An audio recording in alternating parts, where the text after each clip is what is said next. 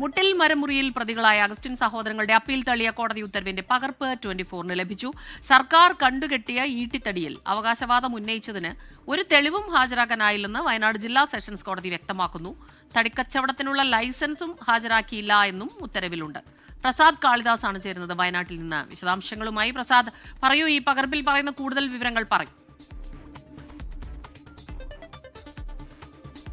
തീർച്ചയായും സ്മിത, നമുക്കറിയാം 2020-21 കാലഘട്ടത്തിലാണ് ഒട്ടേറെ മരങ്ങൾ ഈ ഒരു സർക്കാർ ഉത്തരവിന്റെ മറവിൽ ഇത്തരത്തിലൊരു വലിയ രീതിയിലൊരു വനം കൊള്ള നടന്നത്. അതിൽ തന്നെ പലതരത്തിലുള്ള അവകാശവാദങ്ങളടക്കം തന്നെ ഈ പ്രതികൾ ഉന്നയിച്ചിരുന്നു. ഏറ്റവും ഒടുവിൽ ഈ പ്രതികൾ നൽകിയ അപ്പീൽ തള്ളിക്കൊണ്ടുള്ള ഒരു കോടതി വിധിയുണ്ടായി. ആ വിധിയുടെ പകർപ്പിലെ വിശദാംശങ്ങളാണ് ഇപ്പോൾ 24 ന്യൂസിന് ലഭിച്ചിരിക്കുന്നത്. അതിലെ കണ്ടെത്തൽ എന്ന് പറയുന്നത് ഏറ്റവും പ്രധാനമായും പ്രതികൾ ഉയർത്തിയ വാദങ്ങൾ ഒന്നും തന്നെ നിലനിൽക്കില്ല എന്നുള്ളതാണ്. അതിൽ പ്രതികൾക്ക് ഈ മരങ്ങൾ മുറിക്കാനുള്ള ലൈസൻസ് ഉണ്ട് എന്ന് കാണിക്കുന്നതിന് രേഖകളൊന്നും തന്നെ ഹാജരാക്കാൻ സാധിച്ചിട്ടില്ല.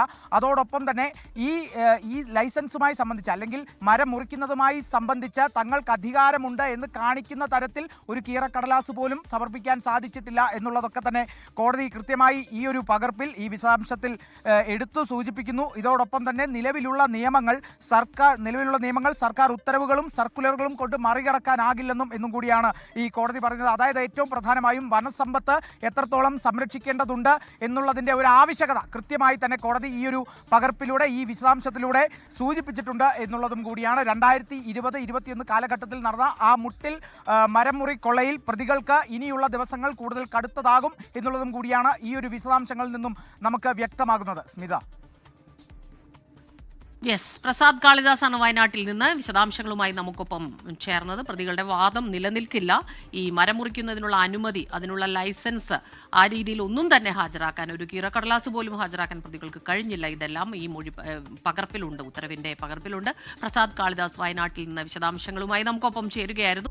ലോകത്തെവിടെയായാലും ഏത് സമയത്തും 24 വാർത്തകളും ഓഗ്മെന്റഡ് റിയാലിറ്റി പാക്കേജുകളും എക്സ്പ്ലെയിനറുകളും വിശദമായി കാണാൻ ഞങ്ങളുടെ യൂട്യൂബ് ചാനൽ നിങ്ങൾക്ക് സബ്സ്ക്രൈബ് ചെയ്യാം.